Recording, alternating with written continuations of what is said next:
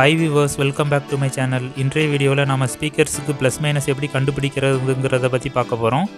நம்மக்கிட்ட இப்போ 2 8" woofer speakers இருக்குது. ஸ்பீக்கர்ஸ்க்கு வந்து ஓம்ஸ் எப்படி கண்டுபிடிக்கிறதுங்கிறத பற்றி முன்னாடியே வீடியோ போட்டிருக்கோம். மல்டிமீட்டரை வந்து கண்டினியூட்டியில் டர்ன் பண்ணி வச்சுக்கிட்டு செக் பண்ணிங்கன்னா ஓம்ஸ் காட்டிடும். ஆனால் நாம் இப்போ ஸ்பீக்கர்ஸுக்கு வந்து எது பாசிட்டிவ் லீடு எது நெகட்டிவ் லீடுங்கிறத பற்றி பார்க்க போகிறோம்.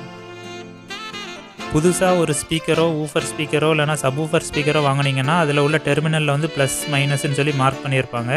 சில அசம்பிளி ஸ்பீக்கர்ஸில் வந்து இது தப்பாக கூட இருக்கும். அதாவது வந்து மைனஸை ப்ளஸ்ஸுனும் ப்ளஸ்ஸை மைனஸ்னும் மார்க் பண்ணியிருப்பாங்க.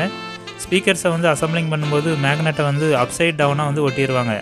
அதனால் வந்து இந்த மிஸ்டேக்ஸ் வந்து நடக்கும். சரி, இதை நாம் எப்படி கரெக்டாக கண்டுபிடிக்கிறதுங்கிறத பற்றி பார்த்தீங்கன்னா, ஒரு பேட்ரி செல் எடுத்துக்கோங்க. பேட்டரியில் உள்ள வந்து ப்ளஸ்ஸை ஒரு டெர்மினல்லையும் மைனஸை மற்றொரு டெர்மினல்லையும் வச்சு பாருங்கள். நீங்கள் கரெக்டாக வச்சிங்கன்னா ஸ்பீக்கரோட பேப்பர் வந்து வெளியே தள்ளும். தப்பாக வச்சிங்கன்னா வந்து உள்ளமாக்க இழுக்கும். எந்த சைடை வைக்கும்போது வந்து பேப்பர் வெளிப்புறமாக தள்ளுதோ அதுதான் கரெக்டு.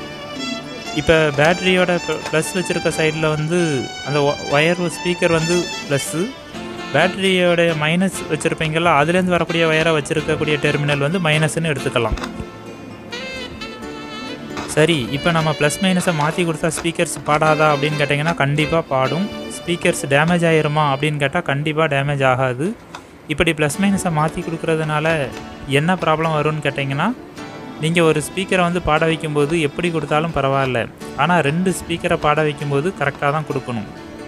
கரெக்டாக கொடுத்தா 2 ஸ்பீக்கர்ஸையும் வந்து கரெக்டாக கொடுக்கணும். தப்பாக கொடுத்தா 2 ஸ்பீக்கர்ஸுமே தப்பாக கொடுத்துடணும். அப்போனா நோ ப்ராப்ளம். ஒன்றா கரெக்டாக கொடுத்து இன்னொன்னா தப்பாக கொடுக்கும்போது ஒரு ஸ்பீக்கர் வெளியே தள்ளி பாடும், இன்னொரு ஸ்பீக்கர் வந்து உள்ளே இழுத்து பாடும்.